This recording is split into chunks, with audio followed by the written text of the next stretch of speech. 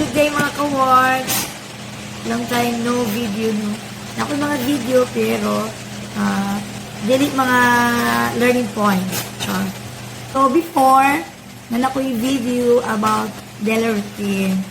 Pero for now, nami bag-o nga daily routine. Pwede din siya matawag na bag-o. Kaya, naan naman gyapon siya, no? Naka-time schedule naman siya, pero amo lang gibalin-balin. No? So, I'm talking about storytelling. No, before, the storytelling is before circle time. Before the circle time. So, karon na, dili na, arrival, our first daily routine is arrival, meeting time, sunod, storytelling siya. No? Kaya nga naman, kay storytelling is more interesting, no? Pag chismis ka, naka-istorya, so maminaw din na ang mga bata. Pero, depende yan po sa mga story mo. Kung nakasik ang istorya, wala kay tingog, ginaing-tingog, hindi natin matawag na interesting. So, storytelling, for example, kasagaran no, kung may story, ang mag-introduce sa mga bata is creative, no? Mas more interesting siya kahit ano, kabulok ka mo pasikot o asa ang bata din maminaw. Diba? Again, arrival, meeting time, storytelling. No? Storytelling, it's like introducing your activity, no, for that day. No, discuss mo activity through storytelling. So, for example, for me, may about tatay. No, tatay. So, ikaw na ay si tatay. Si tatay ay mabait. Si tatay ay masipag. And at the end of the story,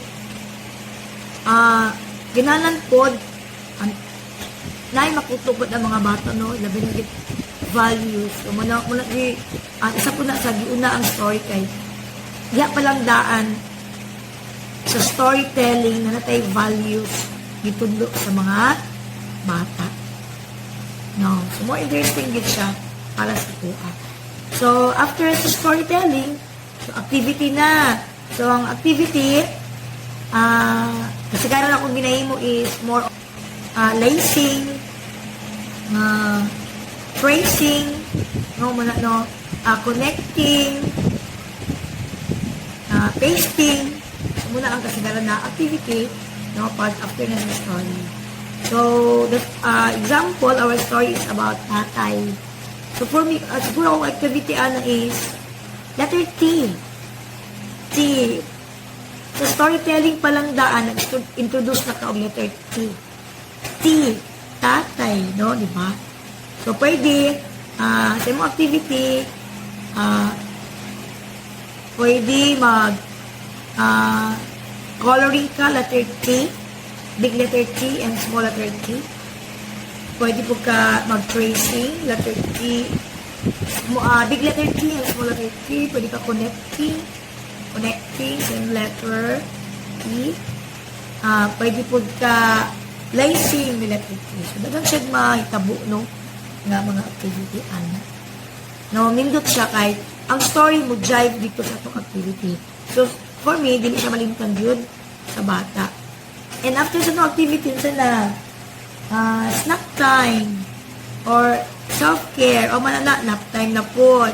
So, after sa nap time is circle time. So, muna po na ang atong silbi transition nato na sa padulong ka dito sa sunod na routine.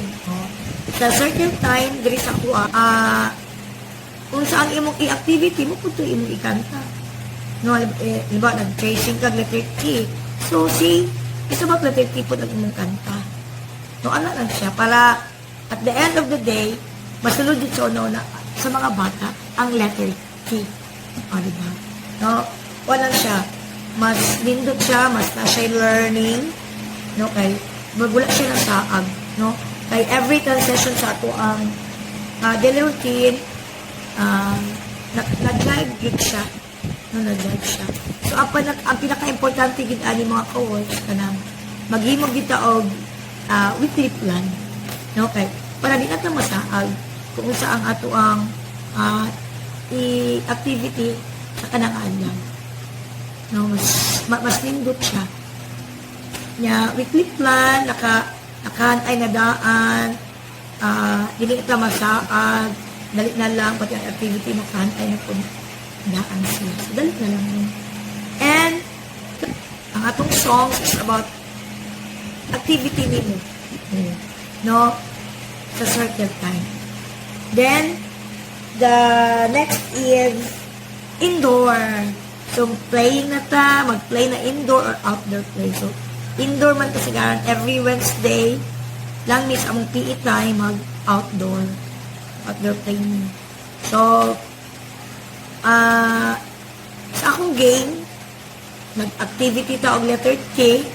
So, ang akong game ana is siya. Letter T hunting. Pwede. So, mag-gather kag mga letter T. Mga, di lang letter T, all letters. No, ganun din mo ang letter T. Small letter T, big letter T. So, ilatong ang itaon.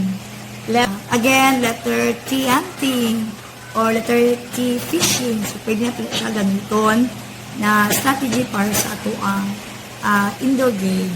So, depende na sa imo kung sa imong gusto ipag-game sa mga bata. Basta, mag-drive no, dito sa itong story. So, lang or sa itong activity. And, pag umana is, fight time. So, amoy na-learn no, sa akong video karon. So, see you next time, mga ka-words.